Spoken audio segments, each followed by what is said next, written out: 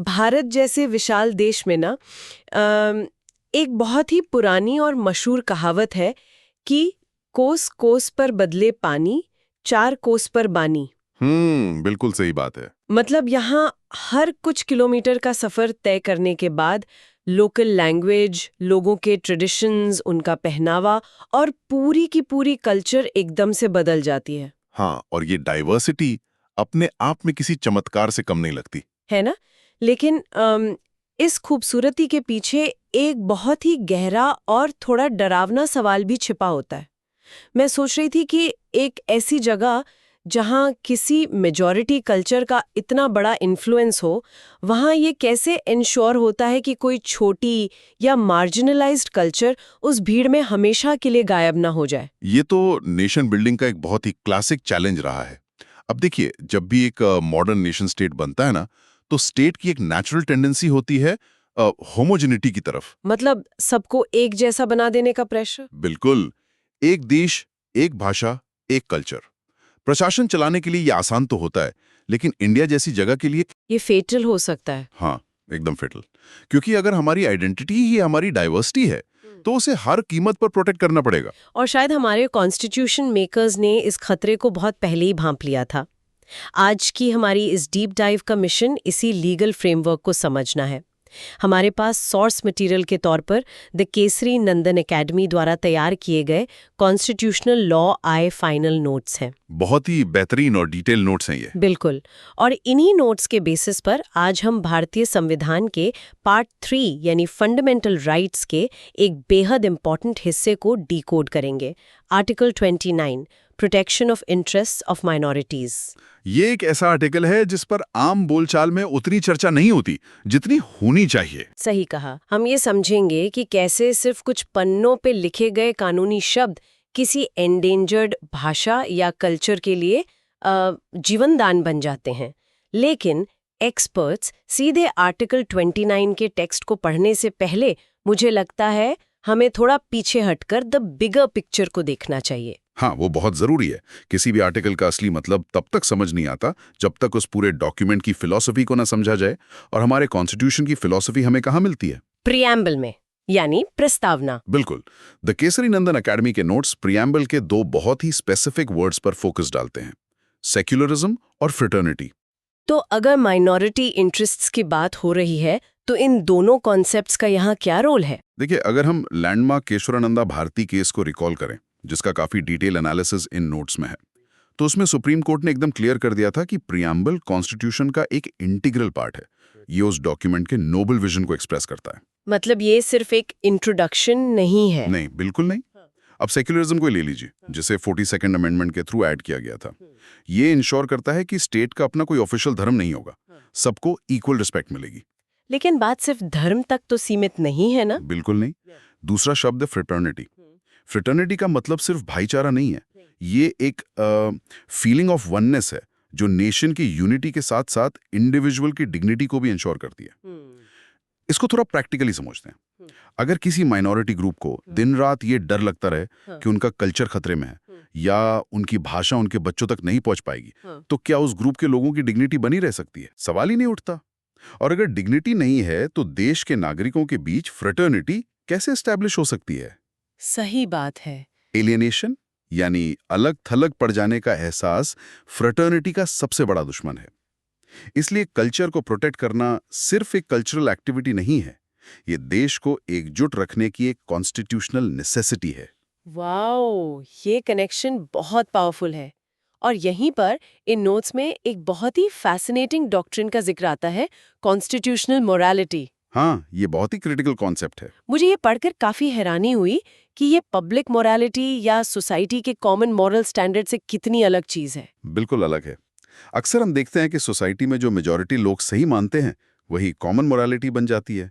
लेकिन constitutional morality ना, वो लिखे हुए कानूनी शब्दों से आगे बढ़कर जस्टिस, इक्वालिटी और सेक्युलरिज्म की फाउंडेशनल वैल्यूज के प्रति लॉयल्टी डिमांड करती है। मतलब ये इस बात पर डिपेंड नहीं करती कि आज सोसाइटी का मेजॉरिटी सेक्शन क्या चाहता है। एकदम से। मैं इसको एक एनालॉजी से समझाने की कोशिश करती हूँ।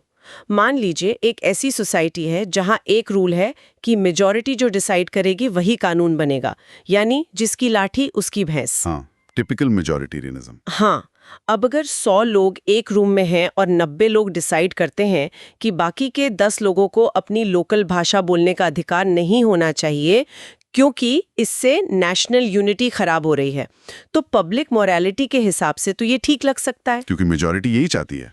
एग्जैक्टली लेकिन यहाँ कॉन्स्टिट्यूशनल मोरालिटी एक काउंटर मेजॉरिटेरियन टूल की तरह मैदान में आती है। ये एक ऐसी प्रोटेक्टिव ढाल है जो ये इंश्योर करती है कि मेजॉरिटी की इच्छाओं के नाम पर कमजोर ग्रुप्स के फंडामेंटल राइट्स को कभी दबाया ना जा सके। सबरमाला जैसे लैंडमार्क केसेस का रेफरेंस भी दिया गया है जो इस डॉक्ट्रिन को इलस्ट्रेट करते हैं। सुप्रीम कोर्ट ने बार बार कहा है कि कॉमन मोरालिटी कॉन्स्टिट्यूशनल मोरालिटी के सामने एक सेकंड भी नहीं टिक सकती। इंडिविजुअल ऑटोनॉमी और डिग्निटी हर चीज से ऊपर है। हाँ, और अगर इस काउंटर मेजॉरिटेरियन फिलॉसफी का सबसे प्रैक्टिकल एप्लीकेशन कहीं देखना हो तो वो आर्टिकल 29 ही है। तो अब फाइनली इसके टेक्स्ट पर आते हैं। ये कानून स्पेसिफिक टर्म्स में कहता क्या है?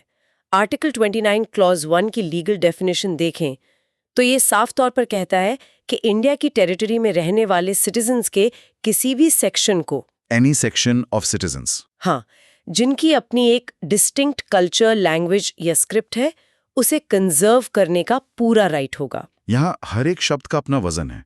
एनी सेक्शन ऑफ सिटीजन्स का मतलब है कि यहाँ सिर्फ रिलीजन बेस्ड माइनॉरिटीज कवर नहीं हो रही हैं। लिंग्विस्टिक माइनॉरिटीज भी पूरी तरह से शामिल हैं। बिल्कुल, अगर आपकी भाषा, लिपि या कल्चर आम लोगों से अलग है तो कॉन्स्टिट्यूशन एक एब्सोल्यूट गारंटी देता है कि उस आइडेंटिटी को मिटने नहीं दिया जाएगा। लेकिन मेरे दिमाग में यहाँ एक बहुत ही शार्प लीगल डिस्टिंक्शन आ रहा है। एक सवाल अक्सर पूछा जाता है कि कॉन्स्टिट्यूशन ने सिर्फ ये क्यों नहीं कहा कि लोगों को अपनी कल्चर को प्रैक्टिस करने का फ्रीडम है। हाँ, जैसे आर्टिकल 25 में प्रैक्टिस वर्ड है। हाँ, वहाँ प्रोफेस, प्रैक्टिस एंड प्रोपगेट लिखा है, पर आर्टिकल 29 में स्पेशली कंजर्व यानी संरक्षण शब्द का यूज क्यों हुआ? इन दोनों में आखिर क्या फर्क है? ये फर्क बहुत बड़ा और फंडामेंटल है। देखिए, प्रैक्टिस करना एक पैसिव राइट हो सकता है। पैसिव कैसे? जैसे अपने घर की चारदीवारी के अंदर अपनी भाषा बोलना, अपने त्योहार चुपचाप मना लेना, वो प्रैक्टिस है, उसमें स्टेट आपको रोक नहीं रहा है। लेकिन जब हम कंजर्व की बात करते हैं ना, तो वो एक्टिव हो जाता है। सिटीजन को एम्पावर कर रहा है कि वो अपनी भाषा या कल्चर को खत्म होने से बचाने के लिए पॉजिटिव स्टेप्स ले। मतलब ऑफिशियली इंस्टीट्यूशंस बनाना, अपनी लिपि सिखाने के लिए लिटरेचर पब्लिश करना, डिक्शनरी बनाना, लैंग्वेज मूवमेंट्स चलाना, और स्टेट इन कामों में कोई रुकावट नहीं डालेगा। ये डिफरेंस है you are allowed to exist और you have the right to actively fight against extinction के बीच का। Wow, fight against extinction. Kesari Nandan academy के नोट्स में एक बहुत ही बेहतरीन फ्रेज यूज हुआ है कि इस कॉन्जर्वेशन का मेन एम इंडिया की कॉम्पोजिट हेट्रोजीनियस सोसाइटी को बनाए रखना है। और ये असिमिलेशन के अगेंस्ट एक बहुत स्ट्रॉन्ग फ्रेमवर्क है। असिमिलेशन यानी जहां छोटी कल्चर्स को धीरे धीरे बड़ी डोमिनेंट कल्चर में ब्लेंड कर दिया जाता है ताकि सिर्फ एक सिंगल यूनिफॉर्म आइडेंटिटी बचे। हाँ, दुनिया के बहुत से देशों ने पास्ट में एसिमिलेशन की स्टेट पॉलिसी अपनाई थी। नतीजा ये हुआ कि वहां की इंडिजिनस भाषाएं पूरी तरह से एक्सटिंक्ट हो गईं। जैसे अमेरिका का मेल्टिंग पॉट कॉन्सेप्ट। सही कहा। लेकिन इंडिया का मॉडल एक सैलेड बोल की तरह है। ये मुझे बहुत सही लगता है। इस हेटेरोजीनियस सोसाइटी में हर एक स्क्रिप्ट, हर एक बोली का अपना अलग स्वाद है और एसिमिलेशन को ब्लॉक करने के लिए आर्टिकल 29(1) एक आयरन क्लैड वॉल बनकर सामने आता है। बिल्कुल। लेकिन अब एक प्रैक्टिकल सवाल उठता है, कल्चर को एग्जैक्टली कंजर्व किया कैसे जाता है? हाँ, सिर्फ घर में भाषा बोलने से तो कल्चर लंबा नहीं टिकेगी। वही तो, कल्चर तो हवा में सर्वाइव नहीं कर सकती। उसे एक फिजिकल मीडियम चाहिए, एक जनरेशन से दूसरी जनरेशन तक पास होने के लिए। और वो मीडियम है एजुकेशन। हाँ, आ गए ना हम सही पॉइंट पर। एजुकेशन ही वो सबसे पावरफुल इंजन है। अगर बच्चों को उनकी मातृभाषा से दूर कर दिया जाए तो वो कल्चर नेचुरली 2-3 जनरेशंस में श्रिंक होकर खत्म हो जाएगी।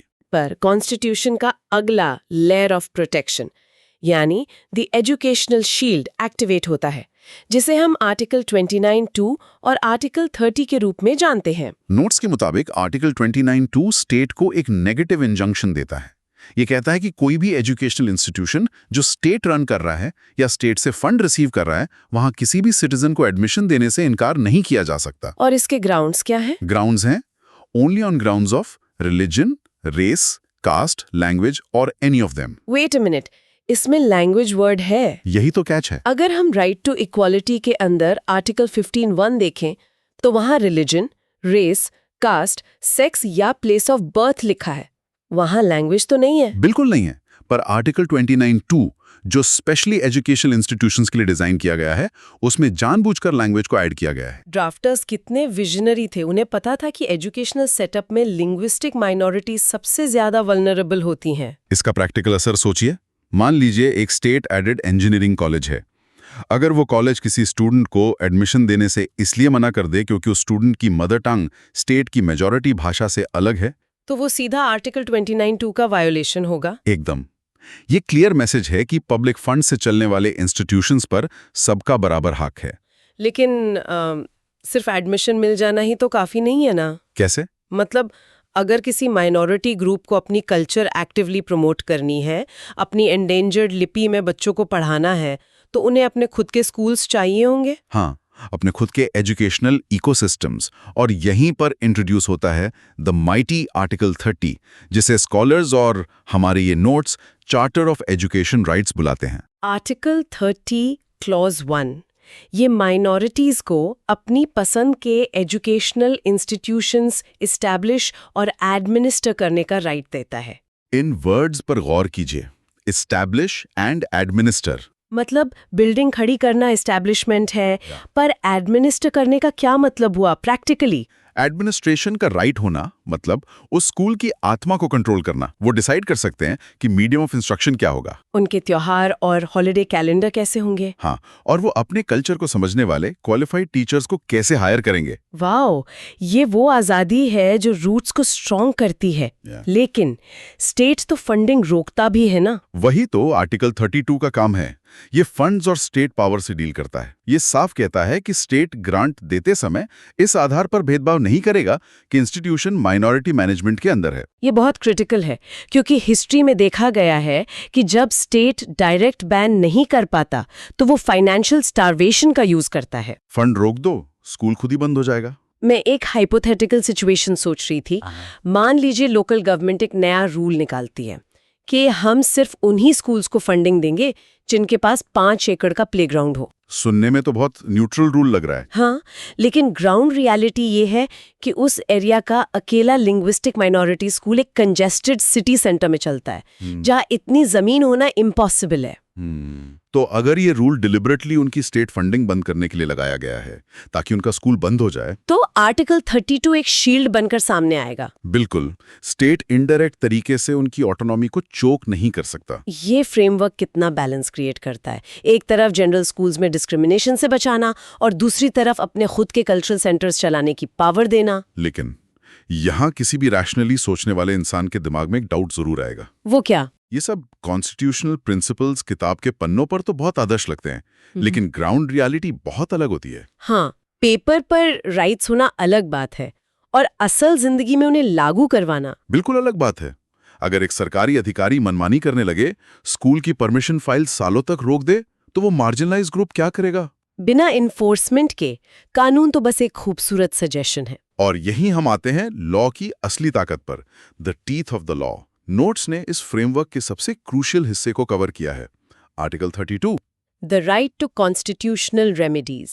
Doctor B.R. अम्बेडकर ने इसे संविधान का हार्ट एंड सोल कहा था। और उनका ऐसा कहना बिल्कुल जस्टिफाइड था, क्योंकि आर्टिकल 32 खुद एक फंडामेंटल राइट है जिसका काम बाकी राइट्स को प्रैक्टिकली एनफोर्सेबल बनाना है। मतलब अगर किसी छोटे टाउन में आर्टिकल 29 या 30 का वायलेशन होता है तो उन्हें लोअर कोर्ट्स में सालों लटकने की जरूरत नहीं है, वो डायरेक्ट सुप्रीम कोर्ट जा सकते हैं। हाँ, और सुप्रीम कोर्ट इन राइट्स को सिर्फ हवा में इन्फोर्स नहीं करती, वो यूज करती है रिट्स।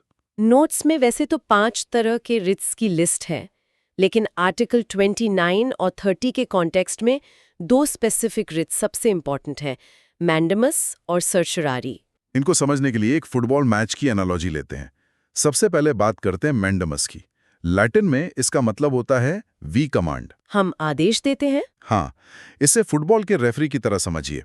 मान लीजिए किसी गवर्नमेंट ऑफिशियल का काम था माइनॉरिटी स्कूल के ग्रांट पेपर साइन करना, जो उसने मनमाने ढंग से रोक दिए, तो supreme court mandamus writ issue करेगी। बिल्कुल, ये उस रेफरी की तरह है जो सीटी बजाता है और अधिकारी को फोर्स करता है कि ये तुम्हारी ड्यूटी है और तुम्हें ये एक्शन अभी लेना होगा। और अगर वो इसे इग्नोर करे?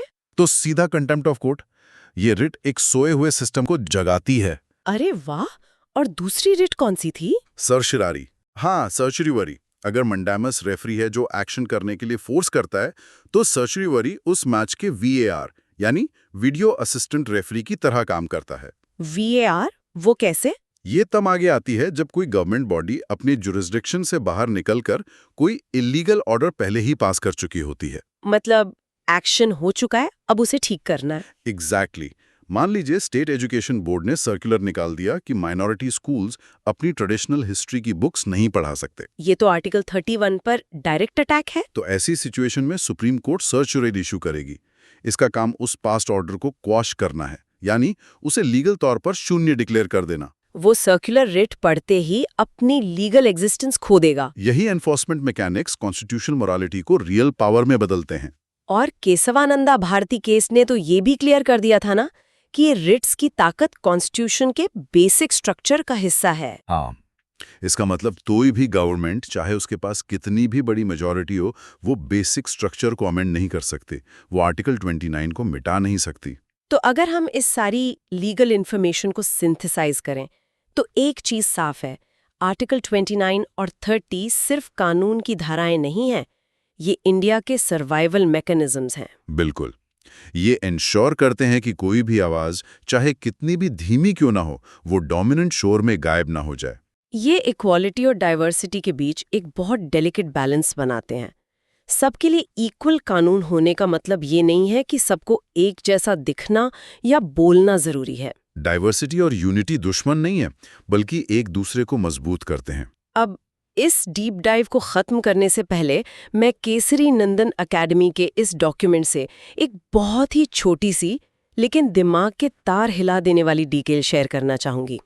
एक प्रोवोकेटिव थॉट। मैं समझ रहा हूँ आप किस तरह से इशारा कर रही हैं। हमने ये पूरा discussion protection of interests of minorities के लेंस से देखा, लेकिन अगर एक्चुअल टेक्स्ट को ध्यान से पढ़ें तो आर्टिकल 29(1) की एग्जैक्ट वर्डिंग में कहीं भी माइनॉरिटी शब्द का इस्तेमाल नहीं हुआ है। नहीं हुआ है। लॉ में लिखा है एनी सेक्शन ऑफ सिटीजन्स। और लॉ मेकिंग में हर शब्द डेलिबरेटली चूज किया जाता है। तो इस एनी सेक्शन ऑफ सिटीजन्स का इंटरप्रिटेशन क्या हो सकता है? इसका मतलब ये हो सकता है कि कोई मेजॉरिटी ग्रुप भी इस प्रोटेक्शन का फायदा उठा सकता है। बिल्कुल। एक सिनेरियो सोचिए, एक बहुत बड़ा रिलीजियस या नेशनल मेजॉरिटी ग्रुप है, लेकिन उनके एक छोटे से रीजन की डायलेक्ट अर्बनाइजेशन की वजह से तेजी से विलुप्त हो रही है। तो टेक्निकली वो मेजॉरिटी हैं, लेकिन कल्चरल कंजर्वेशन की उन्हें भी जरूरत है। तो क्या वो अपनी भाषा बचाने के लिए एनी सेक्शन ऑफ सिटीजन्स की कैटेगरी में आकर आर्टिकल 29 की ढाल यूज कर सकते हैं? अगर ऐसा है तो इसका मतलब ये राइट सिर्फ डेमोग्राफिक नंबर्स पर बेस्ड नहीं है, बल्कि कल्चर की उस यूनिकनेस पर बेस्ड है जो इंडिया को इंडिया बनाती है। ये एक ऐसी कॉन्स्टिट्यूशनल पजल है जिस पर लंबी डिबेट हो सकती है। तो अगली बार जब कोई देश के किसी नए हिस्से में सफर करे और वहां एकदम नई बाणी सुनने को मिले, तो ये जरूर याद रखना चाहिए कि इस आवाज को जिंदा रखने के लिए प्रियम्बल से लेकर आर्टिकल 32 तक का पूरा फ्रेमवर्क दिन रात काम कर रहा है। बिल्कुल। आज के इस डीप डाइव में बस इतना ही। Keep analysing, keep exploring and keep the curiosity alive. हम मिलते हैं अगली किसी ऐसी ही इंटरेस्टिंग सोर्स फाइल के साथ।